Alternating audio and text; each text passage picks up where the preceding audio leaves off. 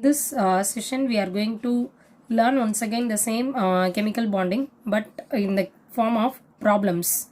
Okay, so in this video the first question as well as the last question are problematic ones, so you can watch this whole video, then only you can understand. Okay, let us now go to the first one. Bond distance in HF, it is 9.17 into 10 to the power minus 11 meter. Dipole moment of HF is also given. The percentage of ionic character in HF. So what is the percentage of ionic character? This is what the question. So for this we must know the formula. So formula is equal to mu, it is the dipole moment, mu is equal to E into D. So observed dipole moment divided by calculated dipole moment into 100. So what is the given? E is equal to 1.60 into 10 to the power minus 19 coulomb. This is nothing but this is electronic charge. The charge of an electron is given. And then D is nothing but it is bond distance. It is also given in the question. So by this you can calculate mu. So you just multiply these two values. You can get 14.672 into 10 to the power minus 30. This is what calculated dipole moment value. Okay. So what they have given, what is the formula? Observed dipole moment divided by calculated dipole moment into 100. What is the observed dipole moment? That is also given in your question. Dipole moment of the HF.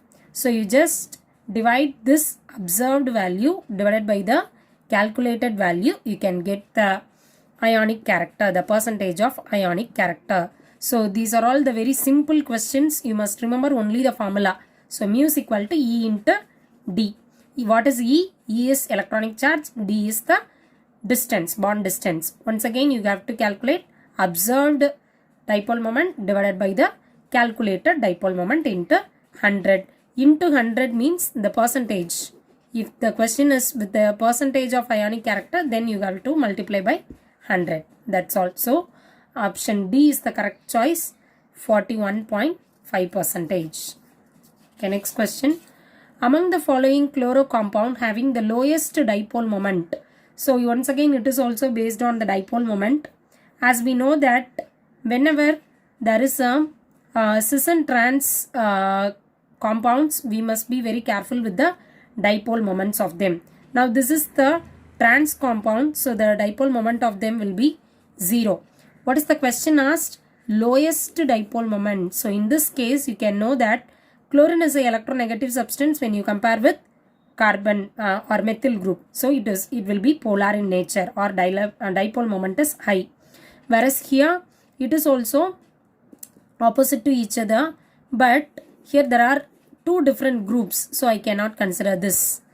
Whereas here I can write it as a trans compound and then the dipole moment will be 0.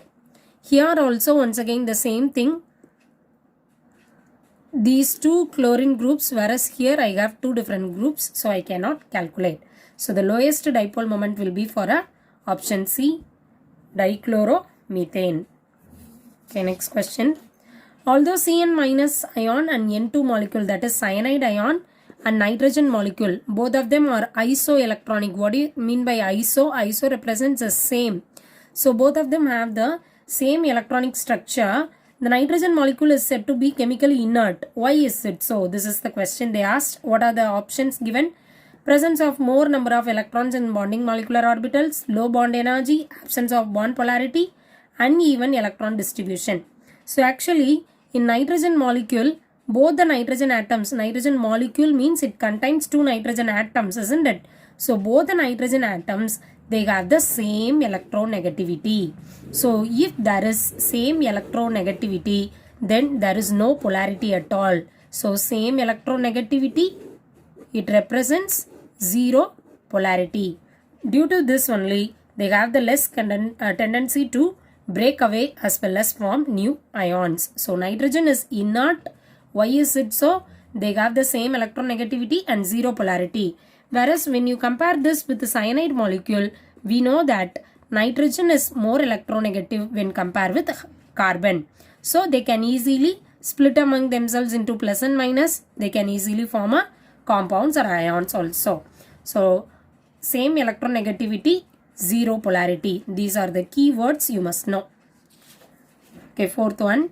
Nitrogen and oxygen are converted into monocations N2 plus and O2 plus respectively. Which of the following statement is wrong? So we have to identify which statement is wrong. This is important. You should not see which are correct statement, which is wrong only asked. So in N2 plus, nitrogen-nitrogen bond weakens, whereas in O2 plus, oxygen-oxygen bond order increases. It is right. We know that bond order also increases and nitrogen-nitrogen bond also weakens. Whereas in O2 plus, paramagnetism decreases. Paramagnetism means what? There is a presence of unpaired electron. It also starts to decrease. It is also correct. And then in N2 plus it becomes diamagnetic. What is diamagnetic? All the electrons must be paired. So for this C and D you can check out. You can draw the molecular orbital diagram and check out. So this is answer D. Why? Because N2 plus becomes a diamagnetic. It is absolutely wrong. It becomes a paramagnetic. How can we prove that? That is by drawing a molecular orbital diagram. You can we used to write the electronic configuration by the order, isn't it? From the decreasing to the increasing order of energy. So in the increasing order of energy, this is bonding molecular orbital, antibonding molecular orbital, once again bonding, antibonding. So this is 1s, 2s, like that, and then 2p starts from here. So that as we calculate, the nitrogen N2 plus have 13 electrons. So 13 electrons means 12 electrons can be paired. Only one unpaired electron it have. So whenever there is an unpaired electron, it is said to be paramagnetic. Whereas in your question paper, it is given as diamagnetic. So it is the wrong statement. Okay. Next one is problem. Dipole moment of water is 1.85 dB. If the bond angle is 105 degree and OH bond length is 0.94 Armstrong, what is the magnitude of charge on the oxygen atom in water molecule? There are 4 options given. Okay, ESU represents nothing but electrostatic unit. This electrostatic unit is in the CGS system. We used to calculate only in SI system, isn't it? But here the options are given only in the CGS, so we can try the answer in a CGS system also. Only one option is given in a SI unit, Coulomb. Okay. Now let us try how to solve this problem. So what is the mu value? Mu is equal to, mu is nothing but dipole moment. Dipole moment they have given, mu is equal to 1.85 dB. And then what is the formula? In the first question itself, I shown you this. In the first question itself, I shown you this formula. Mu is equal to E into D. Here it is, E is nothing but the same electronic charge. Here I have mentioned this as Q. Both are same. Okay, Q into D. Okay. And then by these diagrams are nothing but they just explain water molecule H2O. H2O. Okay. So the bond angle is 52.5 degree. Okay, for each one. That's why it becomes 105 degree.